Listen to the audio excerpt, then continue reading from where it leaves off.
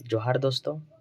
आज का सेशन बहुत ही इम्पोर्टेंट होने वाला है क्योंकि हम लोग देखने वाले हैं 50 जीके को और यह एग्ज़ाम से रिलेटेड बहुत ही इम्पोर्टेंट है, चाहे वो जेएसएससी सीजीएल हो, चाहे वो बीपीएससी टीचर हो। इसी का ध्यान रखते हुए इस सेट को बनाया गया हूँ। चलिए स्टार्ट करते हैं। तो पहला क्वेश्चन है, पीसो किस देश की मुद्रा है? आपको बताना है क्योंकि मुद्रा से भी क्वेश्चन आते हैं एग्जाम में, सिलेबस में भी दिया हुआ है। पीसो किस देश की मुद्रा है? तो ये आपको बताना है। आंसर क्या हो जाएगा? मैक्सिको। पीसो किस देश की मुद्रा है? तो मैक्सिको। भारत की यूपीआई प्रणाली को अपनाने वाला पहला देश कौन सी है? ये हो गया आपका, कौन सा देश बन गया है? नेपाल।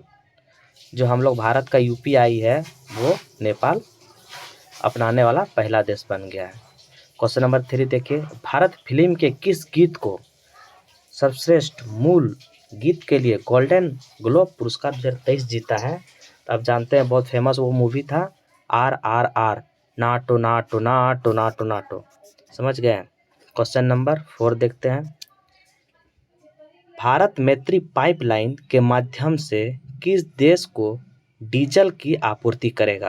तो भारत किस देश को पाइपलाइन के माध्यम से आपूर्ति करेगा? तो ये हो जाएगा बांग्लादेश। बांग्लादेश को भारत पाइपलाइन के माध्यम से डीजल को आपूर्ति करेगा।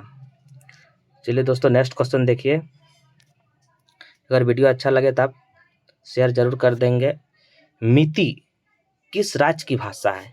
मिती किस राज्य की भाषा है? ये जानते हैं, मणिपुर। मिती मौसे मणिपुर। भारत का पहला घास संरक्षण क्षेत्र किस राज्य में विकसित किया जा रहा है? घास का, तो ये आपका आंसर हो जाएगा उत्तराखंड में विकसित किया जा रहा है।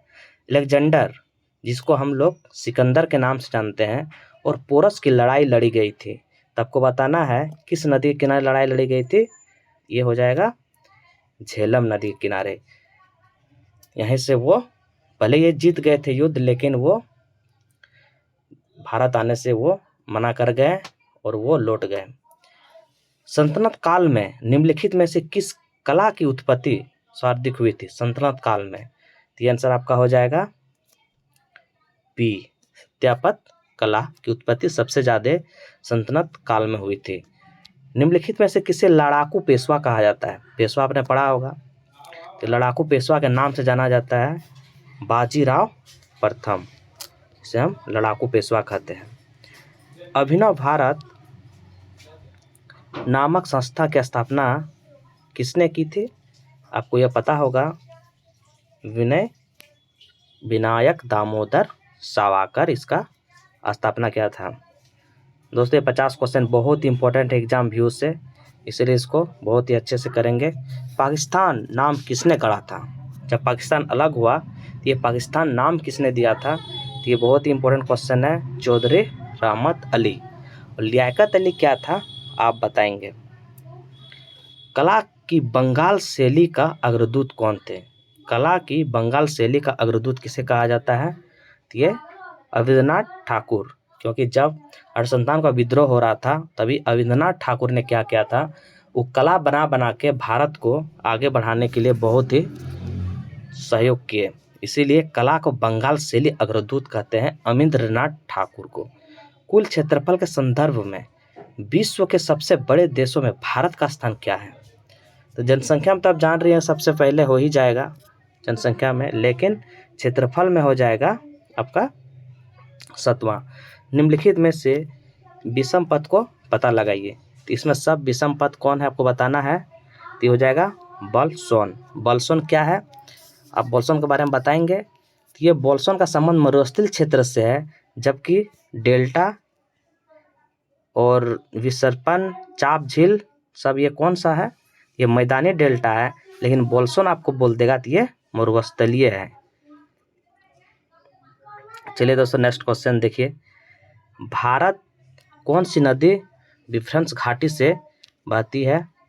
भारत में कौन सा नदी विभ्रंश घाटी से बहती है? तो ये हो जाएगा आपका आंसर नर्मदा घाटी। कौन? नर्मदा घाटी, क्योंकि ऐश्वर्य का निर्माण करती है नर्मदा और ताप्ती, ये डेल्टा नहीं बनाती है। निम्न में से कौन एक रोपण फसल नहीं है? तो मतलब किसको हम रोपा नहीं जा सकते हैं? तो ये हो जाएगा ईख, क्योंकि ये काट के लगाया जाता है।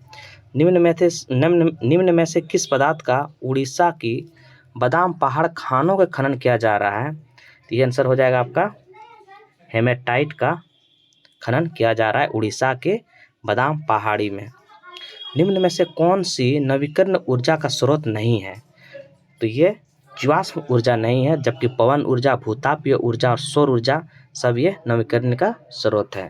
नेक्स्ट क्वेश्चन देखिए, निम्न में से कौन सी नई आर्थिक सुधारों का अंग नहीं है? आपको बताना कौन नहीं है। केंद्रीकरण कोई अंग नहीं होता है, उदारीकरण होता है, भूमंडलीकरण होता है, निजीकरण होता है, लेकिन केंद्रीकरण नहीं होता है। हम लोग का व्यवस्था किस तरह है? तो मिश्रित है। चलिए दोस्तों नेक्स्ट क्वेश्चन देखते हैं। भारत में मांग पैदा करने की जरूरत है। मांग पैदा कब होती है? आई की। मांग पैदा करने की जरूरत है आई की। भारत में निम्नलिखित में से कौन सी आयरन और स्टील निर्माणशाला सार्वजनिक क्षेत्र के अंतर्गत नहीं है? तो ये कौन नहीं है? जमशेदपुर नहीं है, जबकि भिलाई, दुर्गापुर और बोकारो है। अब बड़े होंगे आइडा, बायडा, रायडा, ये सब है, लेकिन जमशेदपुर नहीं है। चलिए दोस्तों तुरंत एक सेकेंड, चलिए भारत में अनवरत योजना सर्वप्रथम प्रस्तुत किसने किया था? भारत में अनवरत योजना सर्वप्रथम प्रस्तुत किसने किया था बताइए? तो डी.टी. लकड़वाला। किसने किया था? डी.टी. लकड़वाला ने किया था। आप बताएंगे पंचवर्ष योजना किस मॉडल पर आधारित था? तो हम बता देते हैं वो हेराल्ड मॉडल पर आधारित था, क्योंकि जैसे ही पंचवर्ष योजना आई सब हैरान हो गए। इससे याद रखेंगे आप, पंचवर्ष योजना जो था, प्रथम पंचवर्ष योजना हेराल्ड मॉडल पर था। नेक्स्ट क्वेश्चन, निम्नलिखित में से कौन सी भारतीय संविधान के प्रारूपण के लिए जिम्मेदार संविधान सभा का हिस्सा नहीं था? तो ये आपको आंसर होना चाहिए महात्मा गांधी। महात्मा गांधी हिस्सा नहीं था। सरदार वल्लभ भाई पटेल थे, जवाहरलाल नेहरू थे, बी.आर. अम्बेडकर साहब थे। एक रीट किसके द्वारा जारी की जाती है?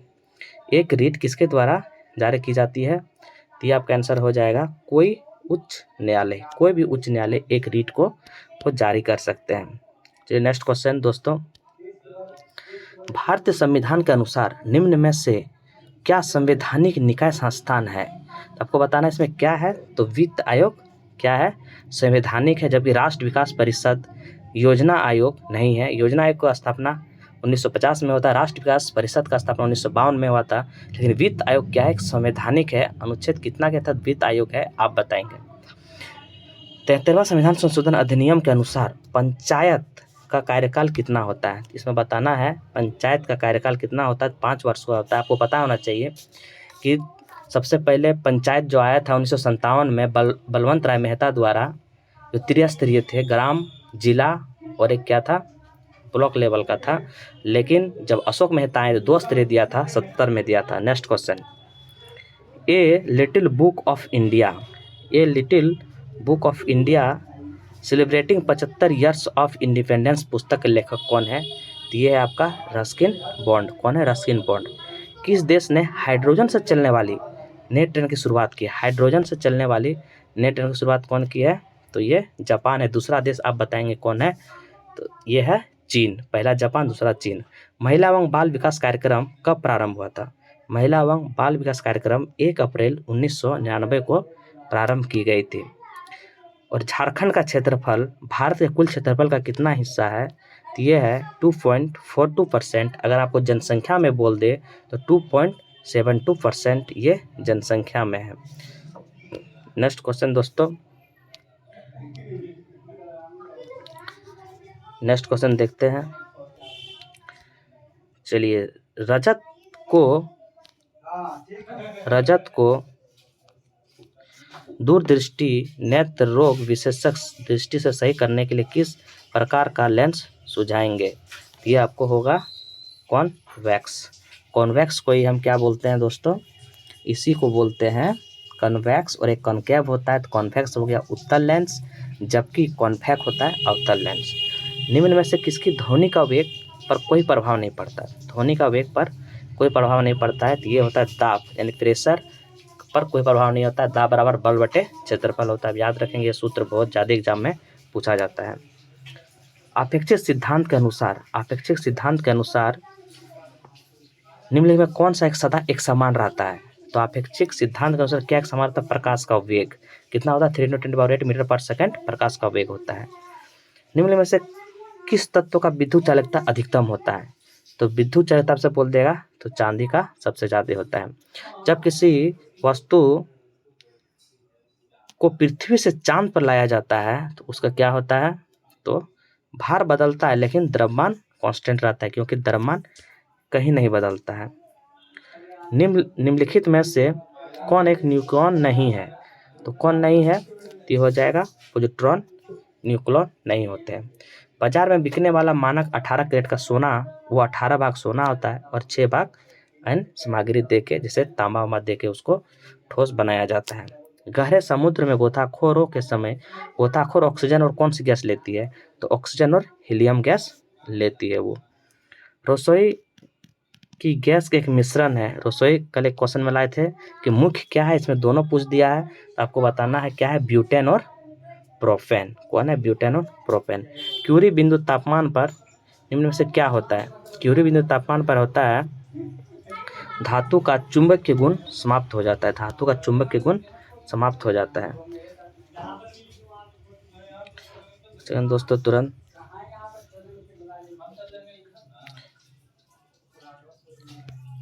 चलिए दोस्तों, नेक्स्ट क्वेश्चन। खट्टे स्वाद के लिए कोशिका चिन्ह के किस भाग में होती है? क्योंकि हमारे जो स्वाद जीव होते हैं वो 3 भाग में बटे रहते हैं, पहला भाग, मध्य भाग और पिछला भाग। तो आपसे पूछा है खट्टे स्वाद के लिए कोशिकाएं जीवा के किस भाग में होती है? खट्टे स्वाद, तो खट्टे स्वाद के हमेशा पार्श्व में होती है। फलों का मधुर मीठा स्वाद किसके लिए होता है? फ से फल हो गया और फ से फ्रक्टोज हो गया, इसे याद रखेंगे। मानव शरीर में रक्त की आपूर्ति को कहते हैं, मतलब रक्त की कमी हो जाता है उसको क्या कहते हैं? तो इस्कीमिया बीमारी हो जाता है। जानवर की एक जाति द्वारा उसी जाति के अन्य सदस्यों को आकर्षित करने के लिए मोचित किए गए रासायनिक द्रव क्या है? तो ये हो जाएगा फॉर्मेन। फॉर्मेन से इसको याद रखेंगे आप।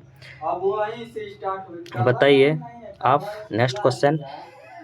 आनुवांशिक जनक किसे कहा जाता है? तो आनुवांशिकता का जनक कहा जाता है मेंडल। किस रोग से रक्षा करने के लिए शिशुओं को डीपीटी का टीका लगाया जाता है?